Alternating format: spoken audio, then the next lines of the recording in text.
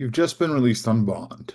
You've got a big trip planned. Maybe it's a wedding in California, maybe it's a work conference you booked months ago, or maybe it's just a much needed break from everything. But your criminal case in Arizona isn't resolved yet. Can you legally go? If you get this wrong, you could risk your freedom, your bond, and your chances of staying out of jail while your case is pending. Let's walk through exactly what the law says, how this works in practice, and what you need to do to stay out of trouble. Hi, I'm Joel Chorny. I'm a criminal defense attorney based in Tucson, Arizona. This video is for general information only. It's not legal advice. Every case is different, so before making any travel plans, consult your attorney to make sure you're not violating your release conditions. When you're released from jail in Arizona, whether on bond, your own recognizance, or supervised release, you're technically still in the court's custody. You're free, but conditionally. One of the most common conditions, you can't leave Arizona without the court's permission. Now, that might be spelled out clearly in your release order. You might see something like, defendant shall not leave the state of Arizona without written court approval. But here's the part that most people miss. Even if your paperwork doesn't say anything about travel, the court might still expect you to stay in state. Under Arizona Revised Statutes 133967, judges can impose any condition they believe is necessary to ensure you show up to court and don't commit more crimes. And one of the first things they want to control is your physical location. Leaving the state without approval, even for a quick weekend trip, can be treated as a violation of your release terms. And that violation can lead to a warrant, revocation of your release, or even being taken back into custody to wait for the end of your case.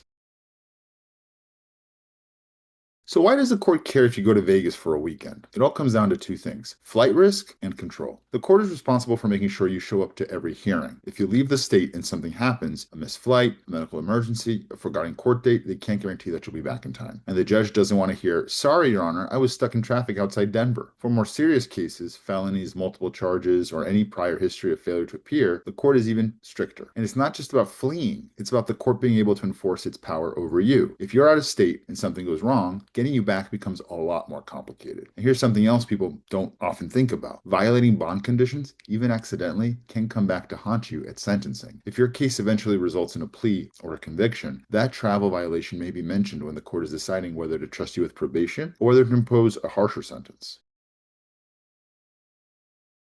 Let me give you a real example. I had a client who was out on release for a property-related felony. His paperwork didn't mention anything about travel as far as he could tell. His brother got sick out of state and he left Arizona without telling anyone. He came back a few days later and he figured, no harm done, right?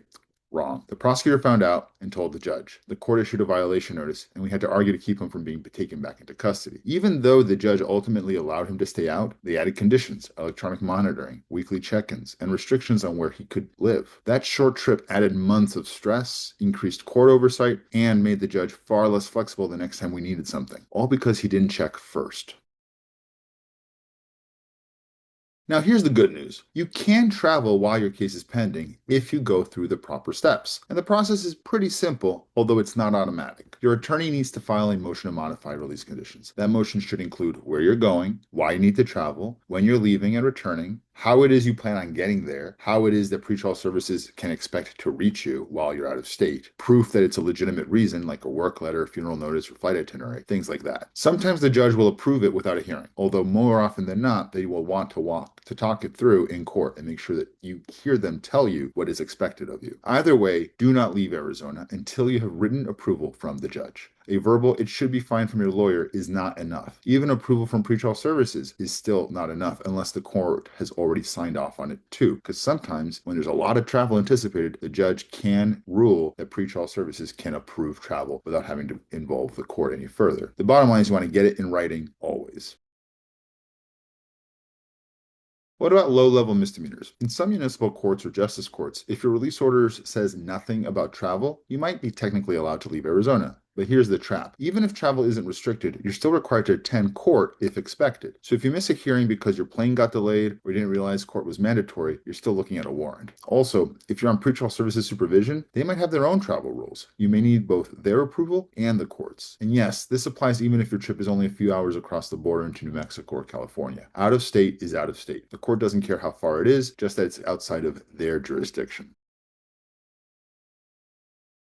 So can you leave Arizona while your case is pending? Yes, sometimes, but only if the judge approves it in writing. And your pretrial officer, if you have one, signs off. Don't assume, don't risk your release. One wrong move can send you back into custody or make things harder down the line. If this helped you, please subscribe to the channel, drop your questions in the comments, and check out the other videos I've posted on protecting your rights in Arizona courtrooms. Remember, you have rights. They matter. Protect them. Stay safe, and I'll see you in the next video.